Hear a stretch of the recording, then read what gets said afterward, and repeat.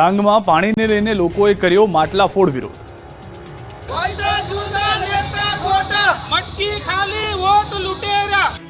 માટલા ફોડ વિરોધ કરી ડાંગના લોકોએ પુરવઠા કચેરીને ગજવી. ઉનાળાનો પ્રારંભ થતાં ડાંગના આહવા સુધી પાણીની પારાયણ શરૂ થઈ ગઈ છે.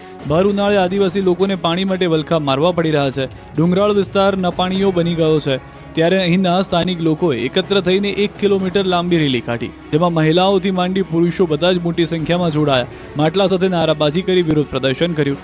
રેલી રૂપે ડાંગ પાણી પુરવઠા કચેરીએ પહોંચ્યા હતા.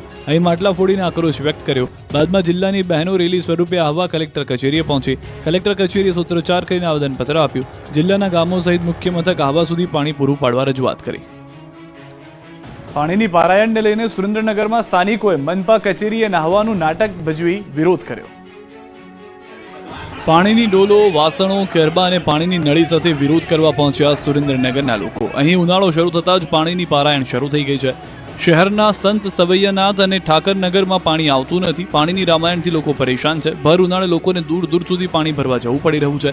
આ અંગે અનેકવાર રજૂઆત કરવા છતાં કોઈ નિરાકરણ નહીં આવતા અંતે લોકો વિફર્યા. સોસાયટીના લોકોએ વહેલી સવારથી મહાનગરપાલિકા કચેરીને ઘેરી હતી. ખાલી વાસણો, પ્લાસ્ટિકના જગ, નળી, નોઝરો સાથે વિરોધ પ્રદર્શન કરી મનપા કચેરીને ગજવી હતી. સ્થાનિકો દ્વારા કચેરીના પ્રાંગણમાં જ અર્ધનગ્ન થઈ વિરોધ પ્રદર્શન કરતા પોલીસ દોડી આવી હતી. પોલીસ સાથે સ્થાનિકોનું ઘર્ષણ થયું. મનપા કચેરીમાં જ જતા અટકાવતા સ્થાનિકો અને પોલીસ વચ્ચે ઝપાઝપીના દ્રશ્યો સર્જાયા હતા. વડોદરામાં તસ્કરોનો તરખાટ. દુકાનના ગલ્લામાંથી રૂપિયા કાઢીને ભાગ્યો ચોર. એક શખ્સ આવ્યો, ફાસ્ટફૂડની દુકાનનો ગલ્લો ખોલ્યો અને અંદરથી રૂપિયા લઈને ભાગી ગયો. ઘટના વડોદરા શહેરના જનમહલ ટ્રાન્સપોર્ટ હબની છે, જ્યાં મુસાફરના સ્વાંગમાં એક ચોર આવે છે. આમ તેમ જોયા બાદ ખાતરી કરે છે કે દુકાનમાં કાઉન્ટર પર કોઈ હાજર નથી.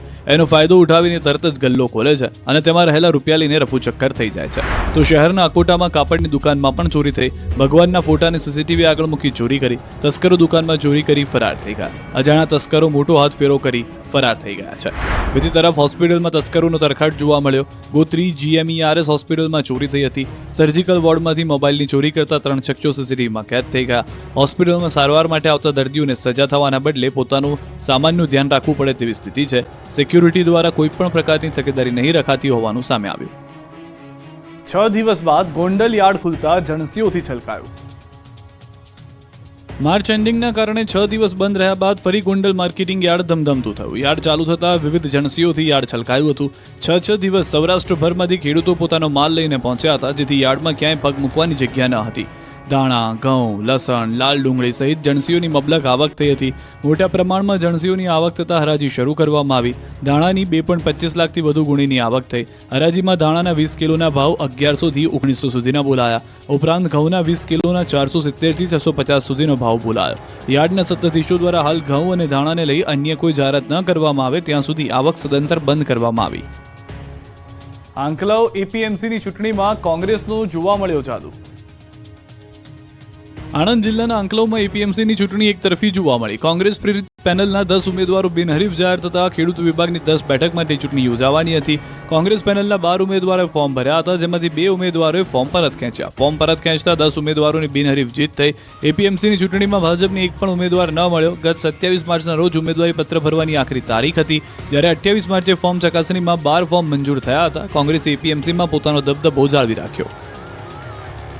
આજથી નેશનલ હાઈવે નંબર 48 પર ટોલના ભાવ વધ્યા. મોંઘવારીના માર વચ્ચે વાહન ચાલકોને ટોલના ભાવ વધારાનો ઝટકો લાગ્યો છે. નવસારી નેશનલ હાઈવે નંબર 48 પર આવેલા બોરિયાજ ટોલમાં આજથી ભાવ વધારો કરાયો. બોરિયાજમાં માત્ર 4.5 મહિના ફરી ટોલ ટેક્સમાં વધારો કરવામાં આવતા રોષ ફાટી નીકળ્યો. નવેમ્બર માસમાં 70% જેટલો તોતિંગ વધારો કર્યા બાદ પુનઃ વધારો કરવાનો નિર્ણય લેવામાં આવતા વાહન ચાલકોમાં વિરોધ વધ્યો છે. આજથી નવા દર લાગુ કરવામાં આવ્યા છે.